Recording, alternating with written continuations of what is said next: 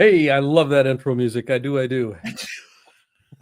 You can't help but go, Dun, dun, well, dun, it's going. Dun, dun, dun, dun. Anyway, yes.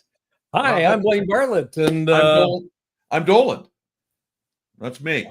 that's you. I'm Doland, and he's Blaine. There you We're go. gonna really Perfect. confuse you, and this is the power of you. Yeah, it is. This is the power of you. I Hey, am always excited about our topics, but this is going to be fun. well, this is as you're tuning into this, I want you to dog ear this one, or put a little asterisk on it, or put something on it so that you know what's going on here. This is the first of a 7 episodes sequence that we're going to be doing on this Power of You platform. And these are going to be organized around something that we're calling the hidden laws of leadership. The hidden laws of leadership. And we've got some very interesting content on this. Where these hidden laws come from, and I won't get into the whole history around program development and whatnot, but when you start thinking about transcendentalism, when you start thinking about kind of the arcane aspects of metaphysics as it applies to leadership, that's where these 7 hidden laws, and there are 7 of them, hidden laws come into play. So we're going to take about 45 minutes on each one of these episodes and begin to lift the cover up on each one of these 7 laws. Obviously, we're not going to have a whole lot of time to go into depth, because these are deep dives, and I've actually done a pretty in-depth 5-day program on these 7 laws in different formats. Well, what you're going to get right now is just kind of a peek under the cover and see what it looks like. Yeah, which is kind of a frightening analogy when you think about that. But we're going to do that. Peeking under the covers is always a frightening analogy. What are you doing? Stop it! But no, we're gonna do that. Yeah, actually, this is gonna be. I'm really looking forward to this. As we were talking about it, this is for me. This is a really interesting personal conversation. This is I remember going to Concord, Massachusetts. Yes. To several days of hidden laws, and years ago. Matter of fact, it was a long time ago. 4 years ago. 4 years ago when we did was it 4? Was it for 21? Oh my goodness. 21, 20, 1920. Before 2020. We got to go back and do that, because it was like, no, it was even before then. But I'm not sure when, but we've been playing with this material a long time. In a haunted hotel, but that's another conversation, not for hidden laws of leadership. So I'm going to start off with a little quote. Speaking of transcendentalism and the whole Enlightenment conversation, Ralph Waldo Emerson, Henry David Thoreau, I can never pronounce it. It looks like it's Thoreau, but it's not Thoreau. It's something else. Thoreau. Anyway, Emerson, wrote at one point in time, "What lies behind us and what lies before us are tiny matters compared to what lies within us." And when we're looking at these hidden laws, a lot of what we're talking about is a recognition that leadership is an inside-out process. Right. What are you bringing to the table? Who's the you that's showing up? Yeah.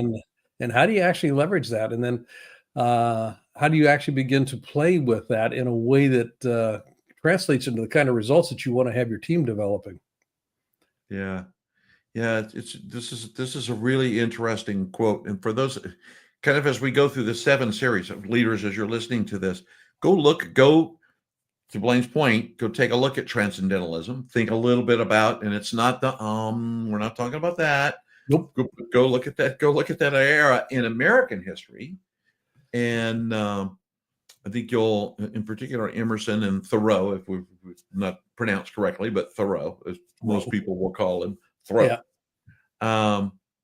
But it is interesting, what lies behind us and what lies before us are tiny it really is.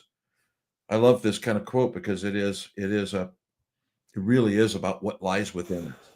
The things around us are tiny matters. Mm-hmm. It is what lies within us, is how we show up. We talk about that when we get into definition of leadership. Absolutely. Absolutely. So 7 laws, hidden Oh, laws. yeah. And here are the 7. You don't have to remember these in any way, shape, or form at this point in time, because we're going to go through all 7 of them in the next 7 weeks. But the first one we're going to explore today is the law of the essential self, which is about authenticity. And authenticity is not about throwing the kimono open and showing everybody everything. That's not it. Yeah, authenticity has to do with a full expression of the soul, the full expression of the spirit that is continuously looking to manifest itself in ever greater ways. That's what we're looking at here. It's the law of the essential self. And that translates not just for the leader, him or herself, but also to the organization, to the team. What is it becoming? What is it seeking to become in its fullest expression? So there is a law around this that we play with. The law of distorted reality. Think of Steve Jobs here with his reality distortion field. The law of vibrational fit. Everything vibrates. Oh, boy. Everything has a frequency associated with it. Yeah. And you're a musician. In music, music is probably it's the mathematics of physics. Music is the mathematics of reality. When you start to think about it in those terms. So vibrational fit, what resonates with you? What resonates with the people you're working with? And it all vibrates. Vibrational fit, it all vibrates. And then the law of creative constraint. I love this one. There are constraints. Don't have enough time. And usually they're around time, money, and relationships, resources. Right. Creative constraint. There's a reason that we want to value those things as opposed to denigrating them and going, oh my God, ain't it awful? No, it ain't. It can actually be incredibly powerful if you know how to work with it, which leads into the law of superstructure. And this is kind of scaffolding if you look at it. Everything exists in a container.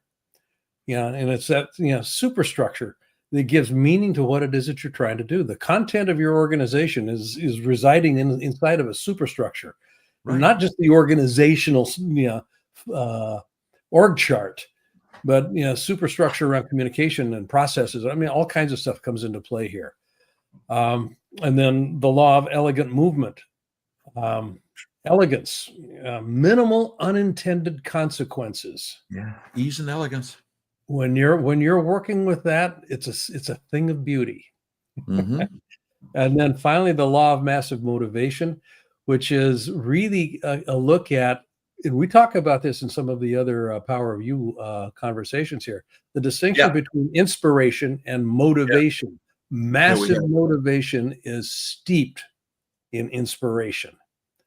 It's absolutely covered with inspiration. And if you've got that right, you're going to be motivating an entire network. And that's what we're looking at doing here. So the next 7 weeks, this is what we're going to be looking at.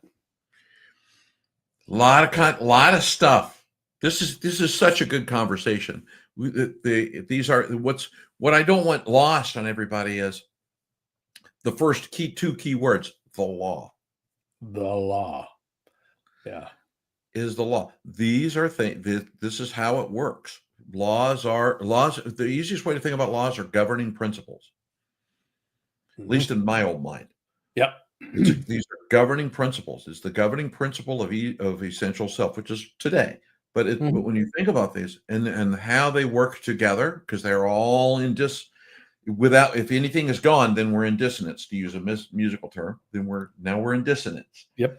So it's you're not in singing in harmony. Let me call that. Let me just say it that way. 3-part harmony. We'll have a musical terminology day today.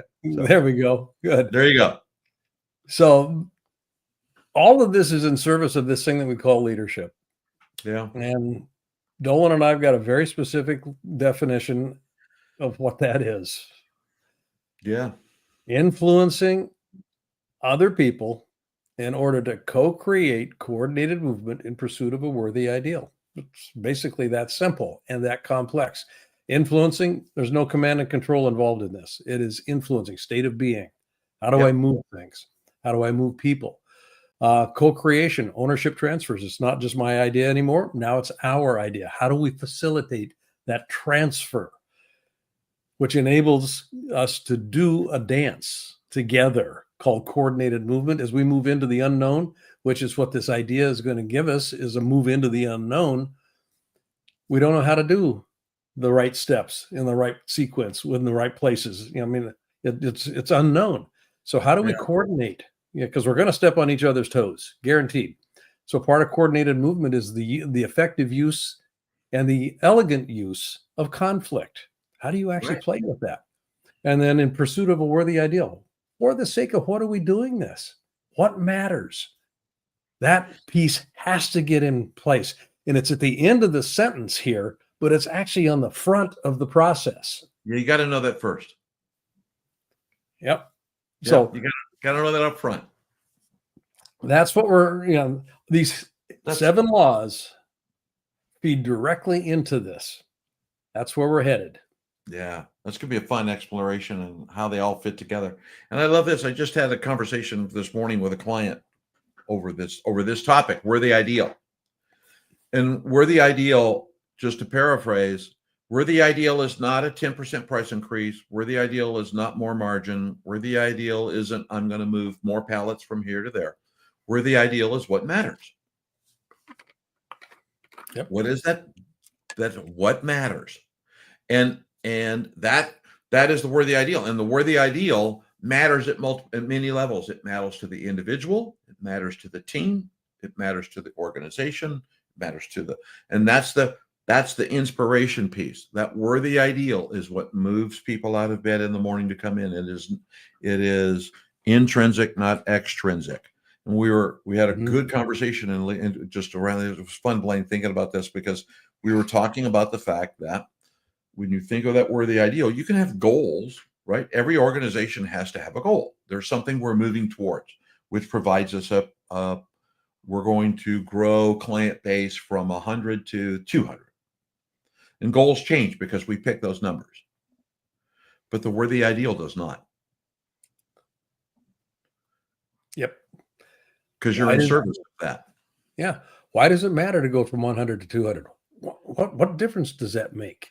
The worthy ideal doesn't change. Yeah. Yeah. That remains consistent. That's a constant. And you can't tell somebody what it is. You really can't. No.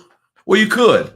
Well, yeah, but you're going to be a lot of white noise. Then it's a Charlie Brown moment, right? Yeah, exactly. You have to ask people that question. Yes. Why does this matter? Yeah. So when you're looking at the essential self, question for you as we start exploring this and lifting the cover up on it, why would paying attention to this question of your essential self matter? Why does it matter to know this? Yeah. Yeah. Great starting question. So. Oh boy. I saw this and I went, wow, we're going to step off and talk about Neville Goddard today. We're going deep. We're going deep. And power of awareness. Let's go. It is so easy to blame and to assign responsibility to. If only they would, if only it had, if only we had, if only it couldn't, or didn't. When you dislike your environment, the circumstances of life, and the behavior of men, ask yourself, who am I? That's the essential self question. It's your answer to this question that is the cause of your dislikes. Now, this is a metaphysical approach. This is why the law of the hidden law of essential self comes into play here. These hidden laws are spiritual in nature. And I don't mean that in a religious sense at all. I mean this in terms of energy is moving all the time. There's a spirit that's in play. There's something that seeks to be expressed. Nothing out there exists unless it is present in here. You will not notice it out there unless it's in here. It's a manifestation of something that's going on internally. And usually, not even usually, always, it's a function of your answer to the question, who am I? It's a question of consciousness. Consciousness is the first cause of everything. Yeah. It is that question. It is that, who am I? It is that reflection back in. It's funny because we've talked about this before on some of the other Power of Use playing around, in those moments of challenge and in those moments where you feel out of alignment or expectations are, before you go look at the team, just take a little trip down the hall and find a mirror and answer that question. Who am I? Such that I have that result in my Correct. environment. Yes. Yeah. It's the answer to this question. And I love that, just to lean on that last statement. It is the answer to this question that is the cause of your dislikes. Who am I? Such that this is the outcome. Such that this is how I feel. Such that this is how I've, God forbid, reacted. Of course, I've never reacted in my career. No, never. No. I got a perfect track record. So of reacting. Yeah, of reacting. Perfect. Perfect. Perfect. It's perfect. I can react 100% of the time. All the time, every time. But it is, this is a really important, this is very, especially when it comes to this conversation of essential self. And there's nothing more essential than the question, who am I? No, and that's why it's funny, because in the 7 laws, when you first went down in parentheses, parenthetically, to use a $3 word, parenthetically, we had the word authenticity, right? There's the law, there's a Doland's law around authenticity can't be faked. And it is that moment around, you have to be able to answer that question to yourself authentically and deal with it. Who am I?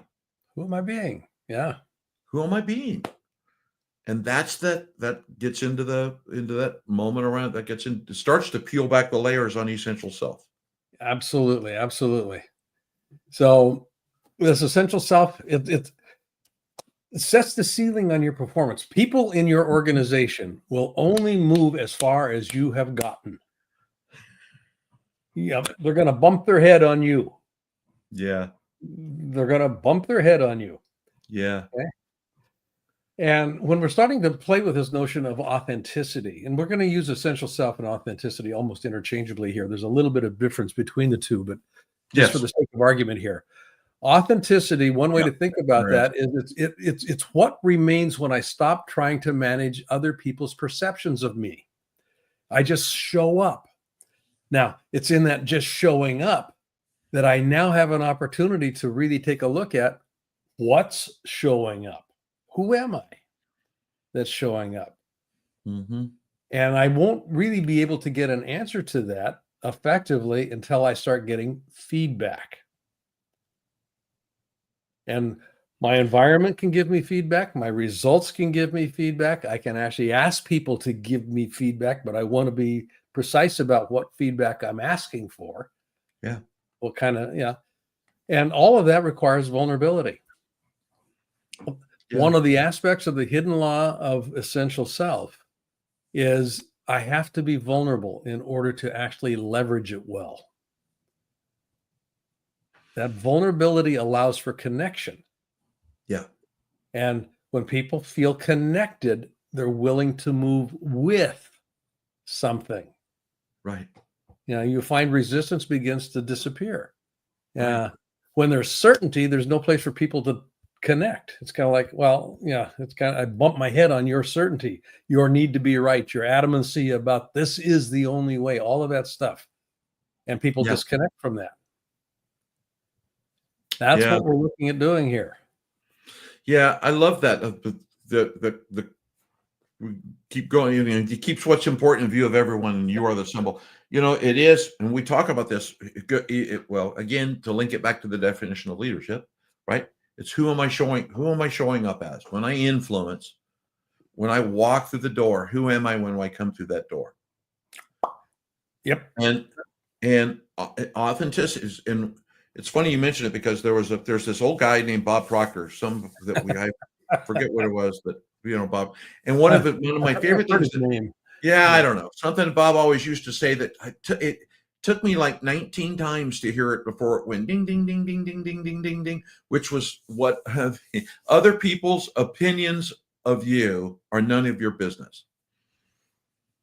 Mm-hmm. And it is that, and that is not feedback. Feedback is a different thing. So I'm not saying don't get feedback. You don't care, because it's not a matter of not caring what other people think of you, but it is that authenticity is what remains when you stop trying to manage other people's perceptions of you. Yep. Now say that again, because that is hugely important. Yeah, it is that, harken back to Bob, right? What other people think of you is none of your business. That is not saying feedback isn't important. Feedback is feedback. But authenticity is what remains when you stop trying to manage other people's perceptions of who you are. Right. And the idea of opinions, let's take these two pieces, opinions and feedback. Yes. If you good point. And you're getting feedback that is opinion, that is not grounded in some sort of a way that you can actually leverage, do something with it, discover something new about yourself, that sort of stuff, that's useless. Opinions that are not grounded are just people's biases. What you want to have, and this is why I said right at the beginning here about this, when you're soliciting feedback, you want to guide that process. I'm looking for feedback in this domain. I'm looking for feedback about this particular area, about this, that sort of stuff. And I want it grounded in examples, evidence-based commentary. Yeah. That is how I begin to open the door. That's how I begin to crack the shell so I can discover more about myself. Right. Yeah. It's the two F's. The two F's, facts and feelings. Facts and feelings. Yep. It's the two F's. It's kind of like, do these pants make my butt look fat? Well, I have an opinion, but we can deal with the facts. I know the answer to that already, but we won't get into that right now. But it is that, and I'm glad you mentioned that, because it is that difference between opinion and feedback. Mm-hmm. And as a leader, right, you always hear this, and you remind me of this all the time, and it bubble just popped. I should know this, but feedback is the breakfast of champions, right? Coach, I forget who anyway. Who's that? You know who's that? Anyway, we won't get it. Yeah, you could. Yeah, that's all right. Because someday I'll write that down. And Kenny Blanchard actually that said that. But it is that opportunity, right? The essential self. You set the essential self. That essential self sets the ceiling on your performance. When you set that ceiling on your performance, you set the ceiling on the performance, because people will only rise to the level of expectations you set for them. Yep. Part of that also is there's a hidden piece to that. They will only rise to the level of expectations you set for you. Yep. Which opens up a very interesting exploration that we go very deep into in our mastermind program, which has to do with the nature of commitment. Yep. Commitment. You are a symbol of what it is that you say is important. Yeah. And we'll look at this in the nature of in the law of vibration. Here it comes into play. Yes. Also, commitment is not about something out there. Commitment lives inside me. I am a commitment. Well, what am I a commitment about? What am I a commitment to? How does that show up? That's the essential self. I am a commitment to this. I'm a commitment to being. I am. Use those words. I am a commitment. Yes. And then the question becomes to what, for what, why? That's what's important. And that's how you walk through your environment, and people will vibrate, resonate, organize around that frequency. Right. You keep what's important in front of everybody by walking the talk, by being what it is that you're talking about. That's the essential self. Yeah. I just love that. And it just back all the way down to that last bullet, but keeps what's important in view of everyone. Yep. You just hit it right on the head, Blaine. which is walk. You got to walk the talk. Yep. If you're talking the talk, your team lives in a this too shall pass world. Mm-hmm. They're living in a world where they'll prairie dog it out of the cubes every now and then just to see, is anybody still here? Can I look around? What happens if I duck out early? Maybe I'll go for a walk. Not to discourage that, but it is keeping what's important in view of everyone. What's important is that essential that essential self. And it is the willingness to be vulnerable, the willingness to be transparent. It's the willingness to say, hey, you know what? I don't know. Yeah. You essentially show up as what matters. You're showing up as what's matter. I am what matters. That's the essential self. Yeah. And that's not an ego thing. That is not a statement about ego. About ego. Right. As a matter of fact, that's a good exercise. I was not to interrupt, but I'm going to anyway, because this is so well rehearsed. But leaders, as you listen to this, you find yourself, and you just said something really important, Blaine. Take a moment when you're in those scenarios and put the two words "I am" in front of it. And whatever that third word is who you are. Or who you're declaring yourself to be. Yeah. Correct. That's because you've declared that. That's when you walk into a meeting, I am pissed. I am frustrated. I am. You are that. You have declared yourself as that. I am. And you're going to see it in your environment. You're going to see it in the relationships that you're curating or not curating, but actually engaging with. Yeah. All that stuff. It will set the vibrational tone. It will set a vibrational tone that will permeate everything around you.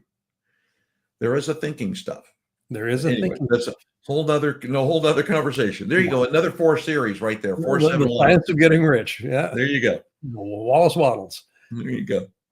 So this whole notion of authenticity, essential self, I asked this question right at the beginning, why would you want to pay attention to this? What matters? Why would this matter to you? Well, actually research shows that it does matter. Both personally as well as organizationally. On the personal side, the more frequently you are connecting with this sense of authenticity, the greater the likelihood that you are going to become more and more resilient. You're able to the question, how do I know what to do when I don't know what to do? That really is a question of foundation, of essentiality. I'm going to make a word up here. Essentiality. That's a good word. What am I standing on? What am I taking a stand about and for and who? So it builds resilience. It also begins to allow me to access my gut. We've got a number of different brains, not just this one up here. Oh no. We've got a brain around here. We've got a brain around our gut.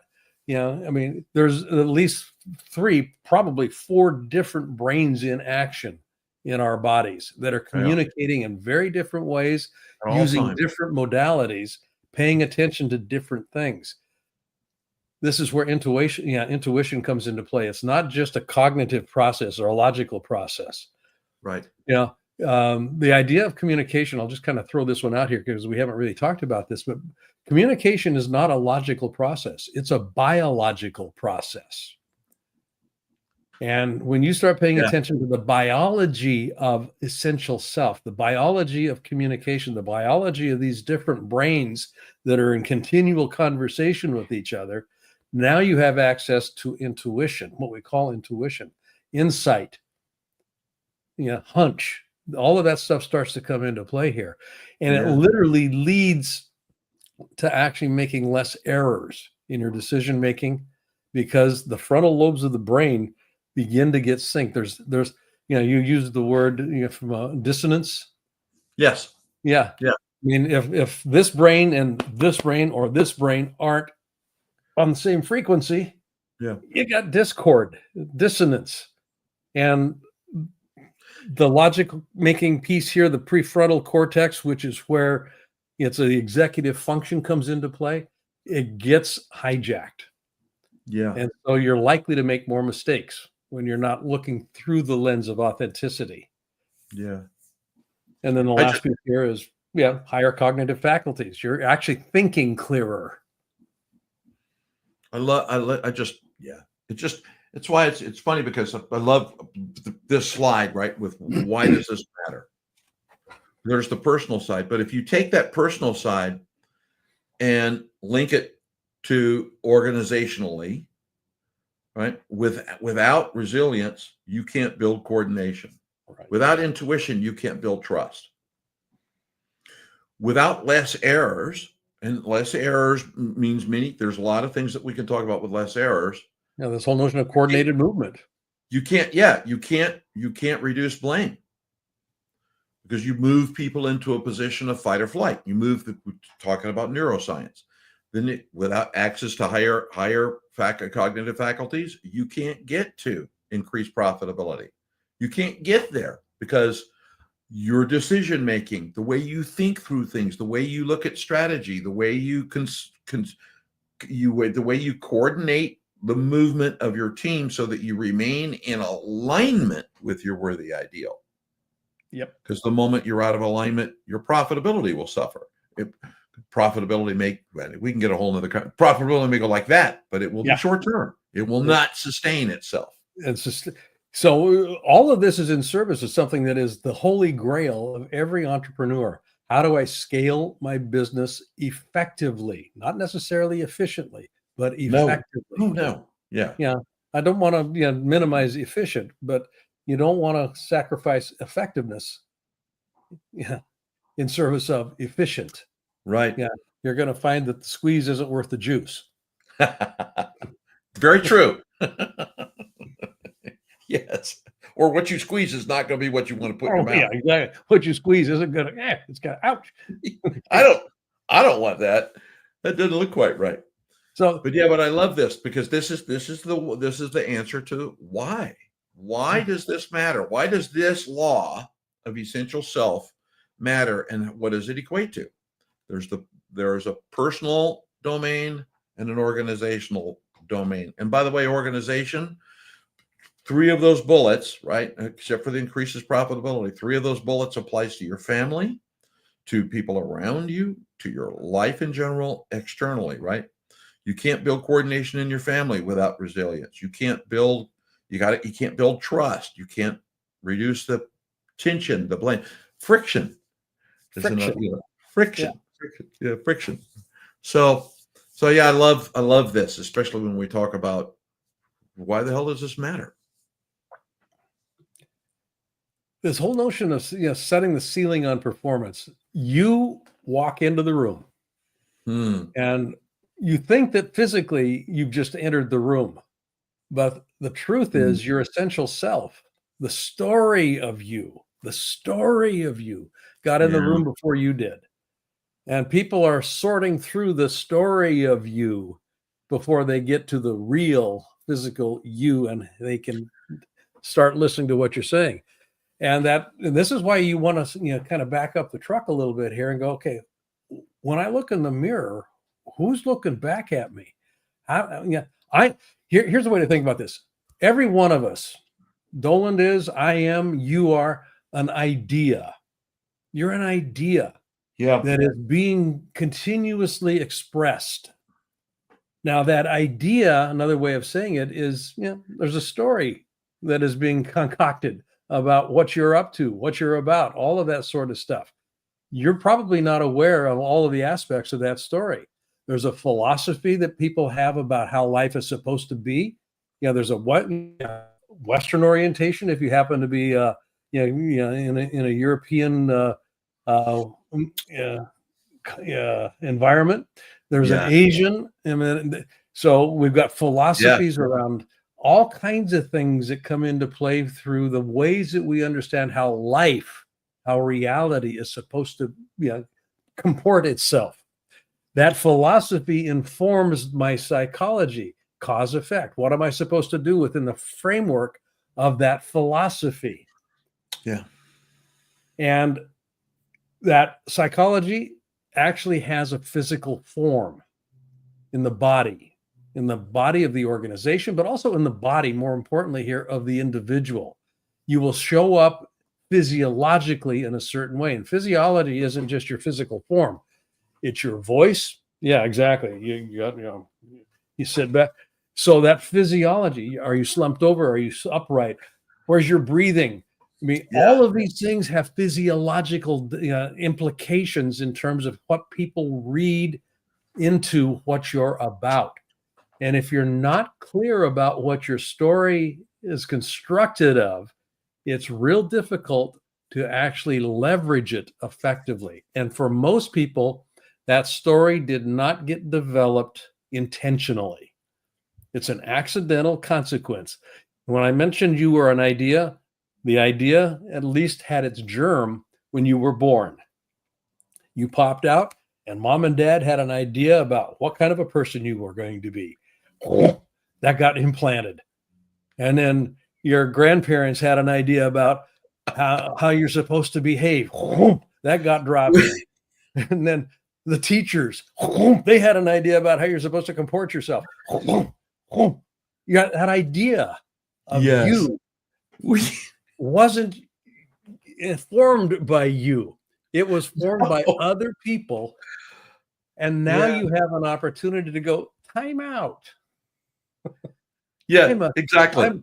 I'm an unbelievably unique individual here that has aspirations that are unique to me, that want to be expressed fully. How does that idea manifest itself? Yes. What do I want to, what's the levers I can pull here? Philosophy, psychology, physiology. How do I show up in the world? I love that. It makes me, I started chuckling because I was thinking about a conversation with Linda. Linda's my wife, for those of you who may not know that name. But and this morning talking about granddaughters. And those are gorgeous little girls too, by the way.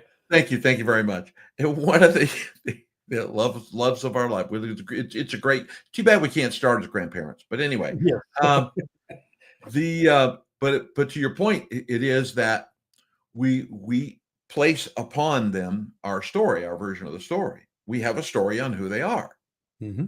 That one granddaughter, the 4-year-old, is this, and the 2, almost 3-year-old is this, and that is, in our mind, that is the story we've placed on them. Now they may not be that, but that is the story we have planted on them. And I think, well, one of the things leaders, as you're thinking about that, when you are working with your essential self, you own that narrative. And part of the greater exploration of this whole conversation is in around essential self is how you communicate that. People, there's what's the other saying? The other saying, right? Without clarity, people will make up their own story. Yep.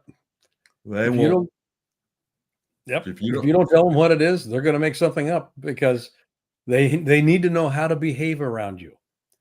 Yeah, we have to. That is who we are. We are a tribal species, and loved your point, Lena, around philosophy, because we're blessed to live in a global economy and a global place where, particularly as leaders, as you're doing business, even in the U.S., if you think of the 50 states, it is a different philosophy of life spread across the board. It's one thing in the South, one thing in Washington, one thing.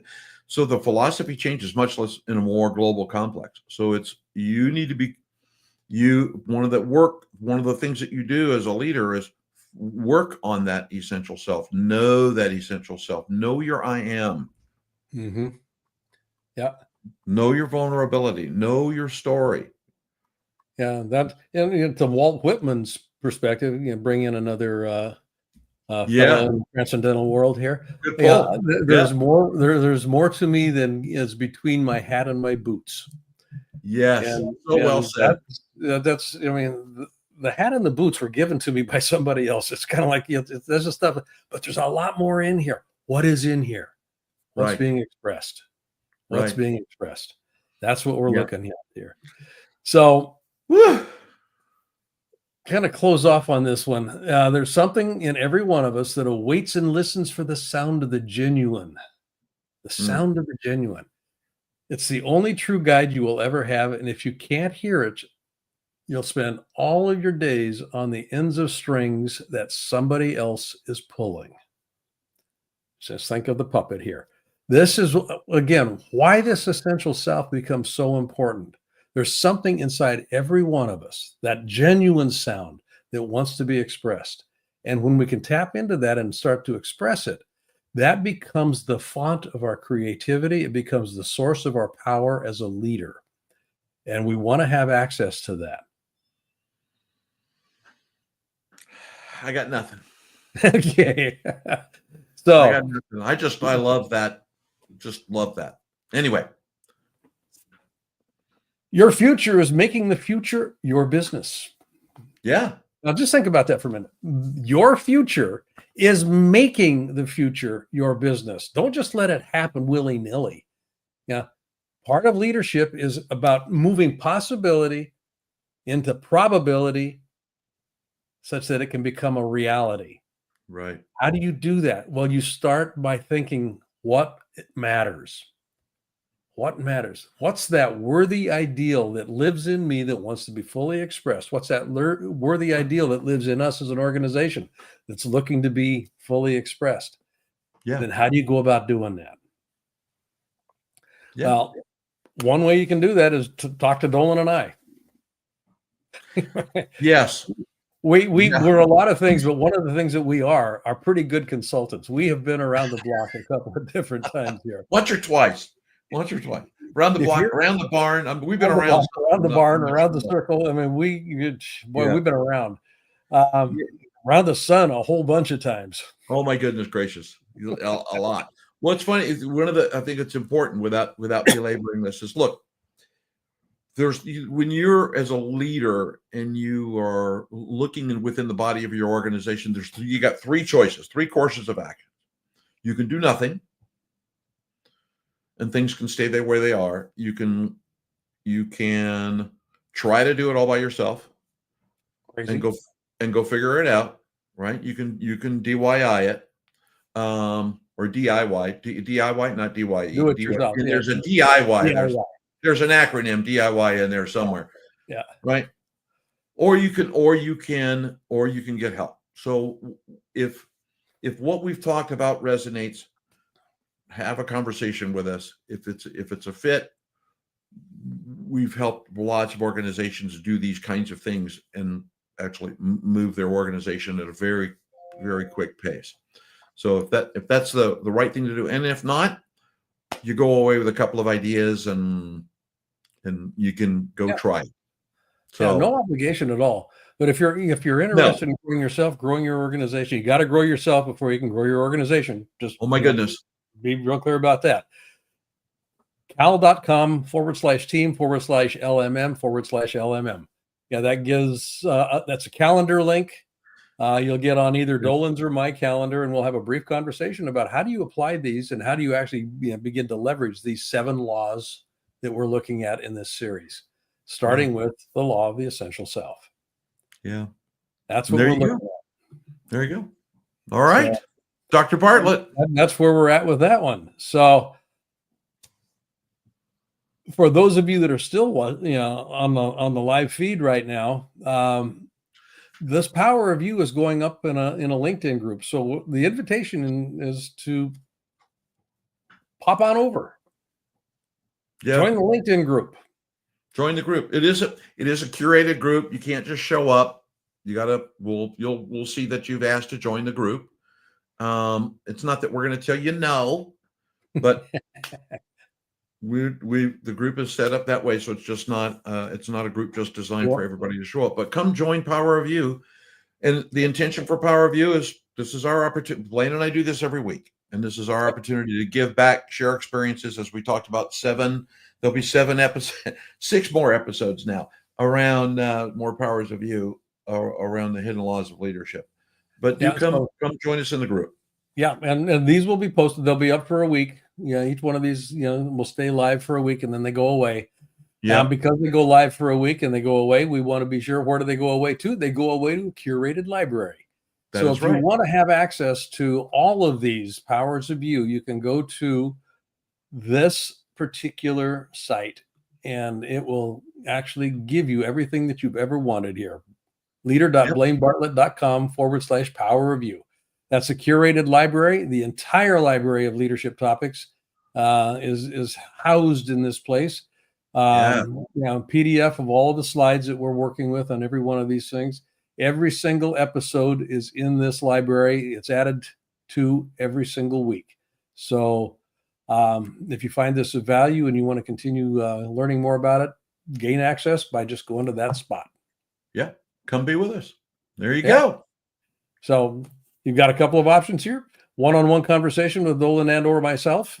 And we'll talk about how you can actually bring this into your organization or work with yourself on it.